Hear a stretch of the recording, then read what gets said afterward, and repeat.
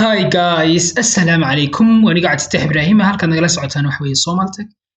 Maanta waxaan eegi doonaa qaabka ugu fudud ee imageskaga ama sawiradaada aad uga dhiganaysid PDF adigoo isticmaalaya Windows 10kaaga oo macnaha aan isticmaalin internetka.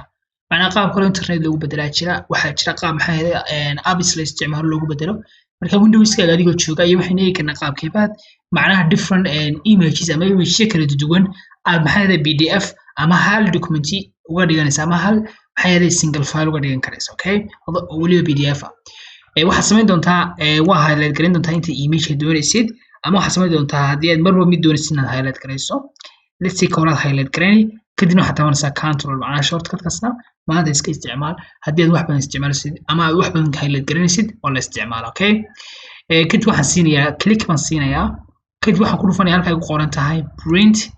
Okay, print markaan ku dhufto waxa ii soo baxaya page kan arkaysid kadibna xaggan waxa daan kaaga doornayn oo intaas kaas ku doorin salaano kale waxaad sameynaysaa waxaad dooranaysaa Microsoft Print to PDF baad dooranaysaa, okay?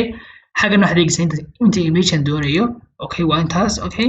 halkan waxaad dooran karaysaa ama aad ka qaadi karaysaa inuu kuu fit gareeyo ama maxay picture-ku uu frame-ka loogu talagalay kuu fit gareeyo iyo in kale oo marka hadan saasaan noo arkaysaa inuu fit gareynayo page-kii haddaan ka qaadno waad arkaysaa inuu page-kii maxay aanu fit gareynayn, okay? so marka fit baan odhanayaa inta copy ka doonaysid picture kastana xaggan uu kuu soo dhigaya.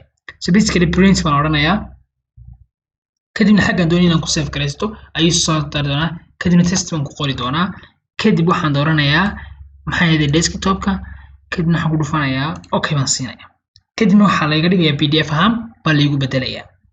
Okay, we're very simple method kan xagga sidka si test baa soo dhigay marka imageska hadda iga soo bixi doona.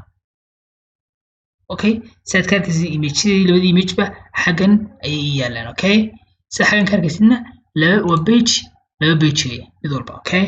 so basically marka qaabkaas waa qaabka fudud ee aad u samaysan karaysid ama aad uga dhigin karaysid imageskaga ama sawiradaada maxay PDF ugu bedeli karaysid adigoo isticmaalaya Windowskaaga.